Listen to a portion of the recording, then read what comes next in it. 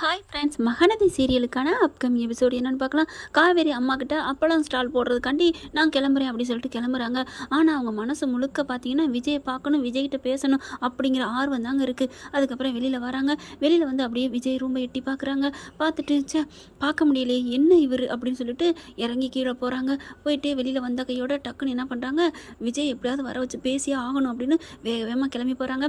வெளியில் ஒரு ஓரத்தில் போய் நின்றுக்கிறாங்க. யாருக்கும் தெரியாத இடத்துல போய் நின்றுட்டு விஜய்க்கு கால் பண்ணுறாங்க. இவர் பார்த்தீங்கன்னா அவரும் கரெக்டாக காவேரி கால் பண்ணுறதுக்கு கால் அடிக்கிறாங்க. 2 பேருக்கும் பிஸின்னு வருது. 2 பேருமே பிஸின்னு வரல. என்ன இது பிஸின்னு வருதுன்னு காவேரி விஜயும் கீழே வச்சிடுறாங்க. அதுக்கப்புறம் அப்படியே நின்றுக்கிட்டே இருக்காங்க. காவேரி வெயிலில் நிற்கிறாங்க. நல்லா அப்படியே வெயில் போட்டு வாட்டி எடுக்குது. இப்போ நம்ம ஸ்டாலுக்கு போகிறதா இல்லை விஜய்கிட்ட பார்க்கணும், விஜய் நீங்கள் எடுங்க விஜய் அப்படின்ட்டு மறுபடியும் பார்த்தீங்கன்னா கால் பண்ணுறாங்க. இவங்களும் அதே மாதிரி விஜயும் கால் பண்ணுறாங்க. ஐயோ அப்படின்னு சொல்லிட்டு சரி நம்ம வாய்ஸ் நோட்ஸ் போடுவோம் அப்படின்ட்டு, இங்கே பாருங்கள் விஜய், நான் உங்களை பார்க்கணும், உங்ககிட்ட பேசணும், எனக்கு உங்கள் மேலே உங்ககிட்ட நான் எல்லாத்தையும் நான் சொல்லணும், உங்கள் மார்பில் நான் சாஞ்சு முகம் போதச்சு நான் அழுகணும், ப்ளீஸ் என்னை பாருங்கள், எனக்கு காலை அட்டன் பண்ணுங்க அப்படின்னு மெசேஜ் போடுறாங்க. இவங்க என்னன்னா, காவேரி என்ன காவேரி பண்ணுற, நான் உன்னை பார்க்கணும்னு எவ்வளோ ஆர்வமாக இருக்கேன் தெரியுமா, ஆனால் உன்னை பார்க்கவே முடியல, நீ கரெக்டாக நீ வந்து எனக்கு நான் உனக்கு கால் அடிக்கிறேன், உனக்கு பிஸின்னு வருது, உன்னை நான் பார்க்கணும் காவேரி, ப்ளீஸ் காவேரி அப்படின்னு அவர் மெசேஜ் போடுறாரு. 2 பேருமே மெசேஜை பார்க்குறாங்க. பார்த்துக்கையோட ஐயோ அப்போ நம்ம 2 பேரும் ஒரே நேரத்தில் கால் பண்ணிட்டு இருந்திருக்கோம் அப்படின்னு சொல்லிட்டு, இதோ ஆண்டிவே காவேரி வந்துட்டேன் அப்படின்னு சொல்லிட்டு அவங்க இருக்கிற இடத்தையும் சொல்லிடுறாங்க.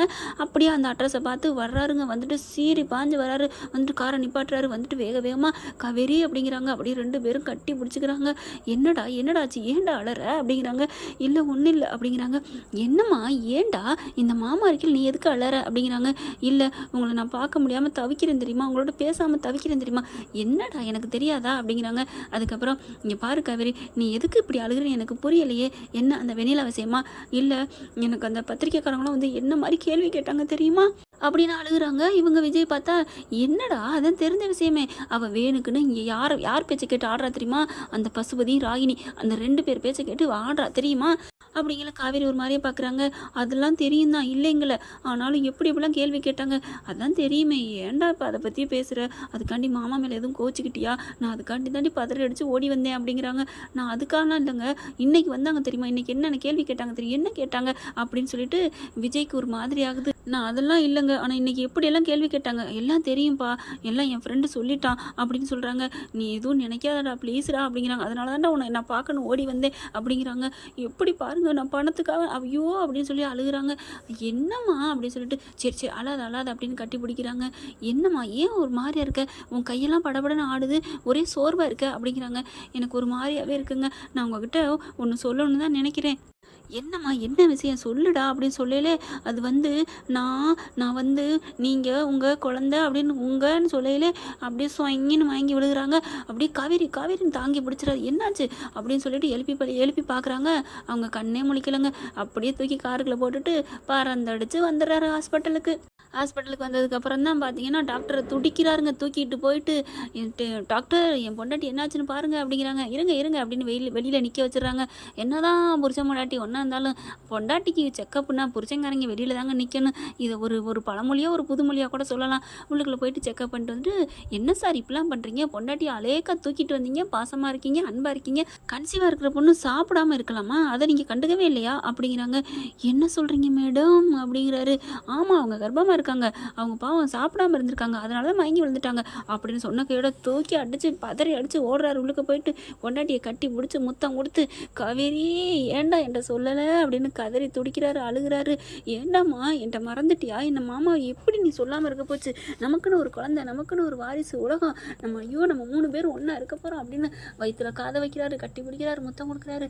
காவேரி அப்படியே பெண்மையை அப்படியே உணர்றாங்க. தாய்மையை அழகா அசல் கர்ப்பவதி மாதிரியே அழகாக துடிக்கிறாங்க. 2 பேரும் அவ்வளோ ஹாப்பி ஆகுறாங்க. செக்கப்லாம் ஃபுல்லாக முடிஞ்சிருது. அதுக்கப்புறம் டிஸ்சார்ஜ் ஆகிடுறாங்க. காவேரி நம்ம இனிமேல் இங்கே இருக்கக்கூடாதுவா, நம்ம வீட்டுக்கு போவோம் அப்படிங்கிறாங்க.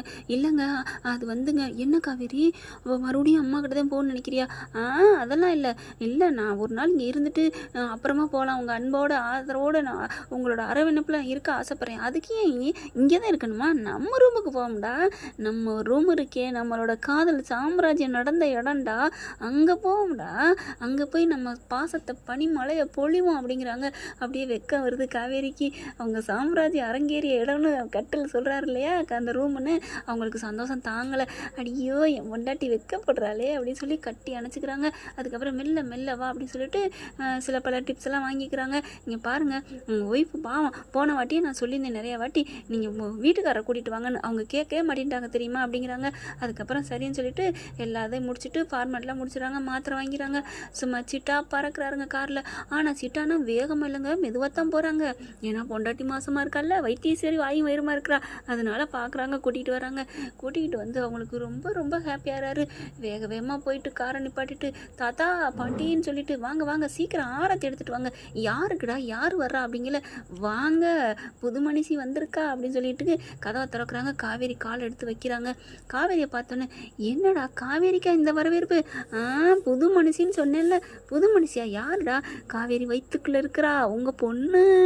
விஜய், என்னப்பா சொல்கிற அப்படின்னு தாத்தா பாட்டி கேட்குறாங்க. ஆமாம் தாத்தா, ஆமாம், எங்கள் அம்மா காவேரி வயிற்றில் இருக்குது, எங்கள் அம்மா உங்கள் மூத்த பொண்ணு அப்படின்ட்டு. என்னடா காவேரி கர்ப்பமாக இருக்காளா அப்படின்னு தாத்தா பார்த்தீங்கன்னா விஜய் அளவுக்கு அப்படியே ரொம்ப சந்தோஷப்படுறாரு. காவேரி நில்லுமா நில்லுமான்னு அவர் பயங்கரமாக, நில்லு உன் காலு பாதத்தில் படக்கூடாது அப்படின்னு சொல்லிட்டு அவ்வளோ அழகாக அப்படியே பட்டு பீதாம்பரி வைக்கிற மாதிரி பூ அள்ளி கொட்டுறாங்க. அவங்க தோட்டத்தில் நிறையா பறித்து பறித்து வச்சுருப்பாங்க. ஏன்னா பூ எங்கே போச்சு, நீங்கள் எப்படி வந்துச்சுன்னு கேட்கக்கூடாது இல்லையா, அதுக்கு தான் அந்த எக்ஸ்பிளைன் பண்ணுறேன். பார்த்தா பூவல்லி கொட்டுறாங்க. அப்படியே நடந்து வாடா தாயின்னு சொல்லிட்டு, கல்யாணி என்ன பார்த்துட்ருக்க, போ ஆரத்தி எடுத்துகிட்டு வா அப்படிங்கல. அங்கேருந்து வர்றாங்க ராகினி மேடம். ராகினிக்கு கொடுத்து கலட்டுறதுக்கு ரெடியாக நிற்கிறார் விஜய். ஆனால் சந்தோஷமாக வாரிசு வந்திருக்கு, இந்த நேரத்தில் எதுவும் பண்ணக்கூடாதுன்னு முடிவு பல்ல கடிச்சுக்கு நிற்கிறாரு. அதுக்கப்புறம் ஆரத்தி எடுக்கிறாங்க.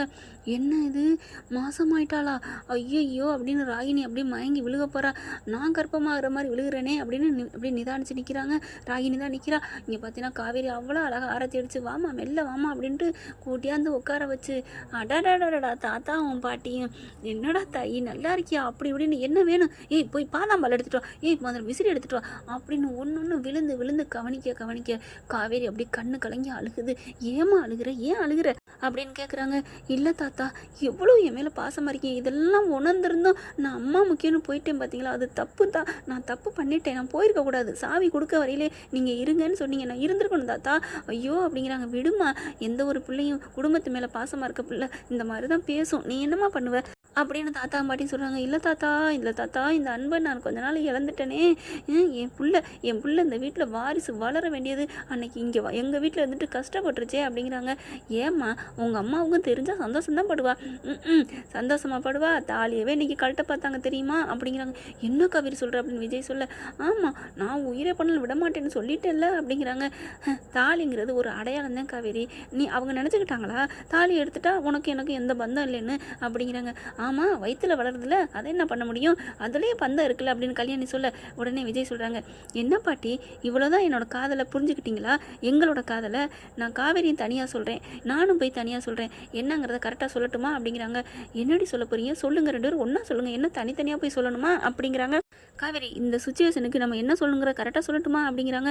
ரெண்டு பேரும் சேர்ந்து ஒன்றா சொல்கிறாங்க, தாலியோ குழந்தையோ எங்கள் காதலுக்கு அத்தாச்சியாக உதாரணமாக இருக்க முடியாது, ஏன்னா தாலிங்கிறதும் குழந்தைங்கிறதும் ஒரு அடையாளம் தான், அடையாள சின்னம் தான் நாங்கள் கணவன் மனைவிங்கிறதுக்கு. ஆனால் கணவன் மனைவிங்கிறது எங்கள் மனசாலையும் உடலாலையும் பின்னி பிணைஞ்ச ஒரு சங்கிலி மாதிரி, இரும்பு சங்கிலி மாதிரி, அதை என்றைக்குமே பிரிக்க முடியாது. எந்த எதுவுமே இல்லைனாலும் நாங்கள் ரெண்டு பேரும் உளமாற மனசார புருஷ மண்டாட்டியாக வாழ்ந்துட்டோம், ஈருடல் ஓர் உயிராக நாங்கள் வாழ்ந்துட்டுருக்கோம். அதனால் இதெல்லாம் வச்சு நாங்கள் ஒன்றா இருக்கணும், எங்களை அது இருந்தால் தான் நாங்கள் உண்மையான தம்பதி அப்படின்னு நீங்கள் நினச்சா அது தப்பு தாத்தா பாட்டி. நாங்கள் ரெண்டு பேருமே எல்லாத்தையும் தாண்டி நாங்கள் வாழ்ந்துட்டுருக்கோம், எங்களை யாராலையும் பிரிக்க முடியாது, எங்கள் ரெண்டு பேர் உடம்பு வேணால் வேறையாக இருக்கலாம், உயிர் ஒன்று தாத்தா ஒன்று. அதனால் சொல்கிறேன், எங்கள் அம்மாவாக இருந்தாலும் சரி, யாராக இருந்தாலும் சரி, எந்த கழுதையாக இருந்தாலும் சரின்னு சொல்லிட்டு அப்படியே ராகினியை பார்க்குது. ரெண்டு பேருமே ஒன்றா பார்த்துட்டு திரும்பி சொல்கிறாங்க, எந்த கழுதையாக இருந்தாலும் சரி எங்களை யாராலும் பிரிக்க முடியாது, உடல்கள் வேணால் பிரியலாம், உயிர் பிரியவே பிரியாது அப்படின்னு ஒன்று சொல்கிறாங்க பாருங்கள். சும்மா வேற லெவல்னு கைதட்டுறாங்க. அப்படியே சந்தோஷம் தாங்கலை. சூப்பர்டா, ரெண்டு பேரும் ஒருமித்த தம்பதினா நீங்கள் தான்டா, எவ்வளோ புரிஞ்சு வச்சுருக்கீங்க பிரிஞ்சிருந்தாலும் அப்படிங்கிறாங்க. அதுதான் தாத்தா காதலுங்கிறது, பிரிஞ்சிருந்தாலும் புரிஞ்சு வச்சுருக்கேன் பார்த்தீங்களா அப்படிங்கிறாங்க. என்ன காவேரி எப்படி கலக்கிட்டோம்ல அப்படின்னு ரெண்டு பேரும் கட்டி பிடிச்சி முத்தமலை பொழிகிறாங்க. என்ன ஃப்ரெண்ட், இப்படி போனால் சூப்பராக இருக்கா? இந்த பதிவு உங்களுக்கு பிடிச்சிருந்துச்சுன்னா உங்கள் பொண்ணான கையால் ஒரு லைக்கை போட்டு சப்ஸ்கிரைப் பண்ணிடுங்க. Thank you friends.